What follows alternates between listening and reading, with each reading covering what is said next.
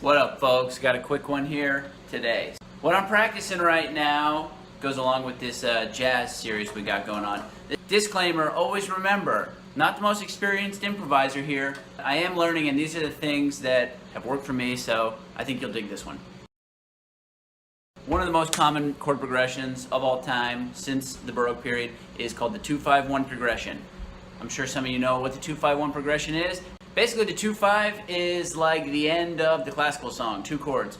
Boom, boom, boom, boom. So that's the 2-5-1, 2-5-1. It's all over the place. It's all over the place in jazz for sure. The 2 chord is usually a minor chord. The 5 chord is usually a dominant 7 chord. And then the 1 chord is major. So not only are you working on one of the most prevalent chord progressions of all time, the 2-5-1, but you're also learning how to play over minor chords, dominant chords, and major chords.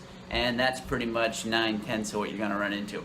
The thing that I'm focusing on now is the dominant chord, and particularly a chord degree or a scale degree over the dominant chord, an alteration called the sharp 5. So let's say we're in C major, okay? The 2 chord, or the second note of the C scale, is D, all right? So then the 5 chord of the C scale, C, D, E, F, G. It is a G7 chord. That's the 5 chord over C major.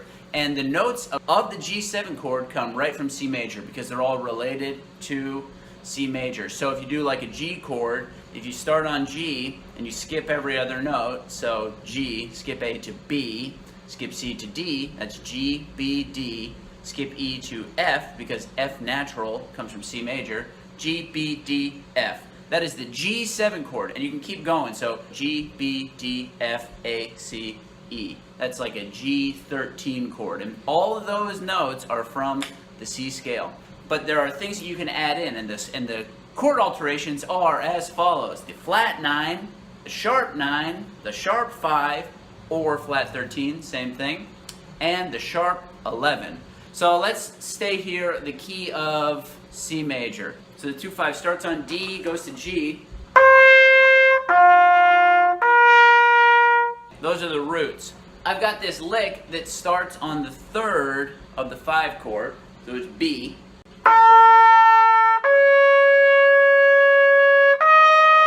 And it goes up to D sharp, so that's the sharp 5. B, D sharp, and then F is the flat 7 of the G chord. Now here's how I'm working this thing. You want to be playing these licks at a speed where you can actually listen to the notes and they start to sound like something to you.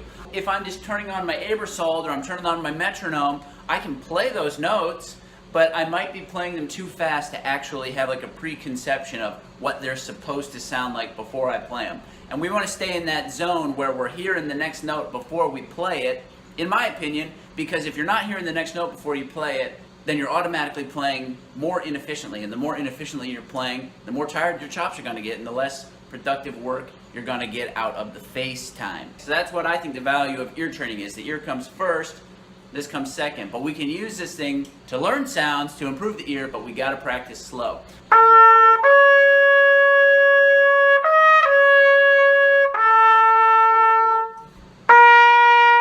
Alright, so what I want to do is I want to set up that C major tonality in my head, in my ear, and then practice just the amounts of this thing that I need to start to know what the sharp 5 sounds like. So I'm going to do it in the context of a 2-5-1 progression because that's the first thing I'm going to apply it to. I don't know what I'm going to apply it to, but that's where it'll probably come out the quickest because that's a pretty common, because it's a familiar sound. So I'm going to start on the 2 chord, the D, and I'm going to set the 2 chord up in my ear. Then I'm going to go through the lick, and then I'm going to resolve it to the C major chord. So starting on the D minor.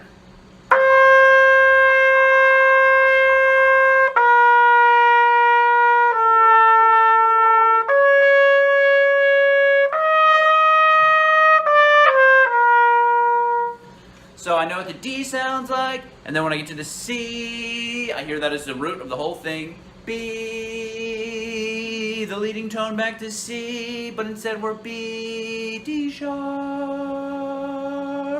C, D, C, B, D sharp, F, E, D, C, F, E, D, C, bum, bum, bum, ba bum. So that's a familiar sound. So what I'm doing is I'm starting with a familiar sound, I'm sticking that note there, the sharp 5, right in the middle, ending with a familiar sound, and in that way I'm learning how the sharp 5 kind of relates to C major, to my ears.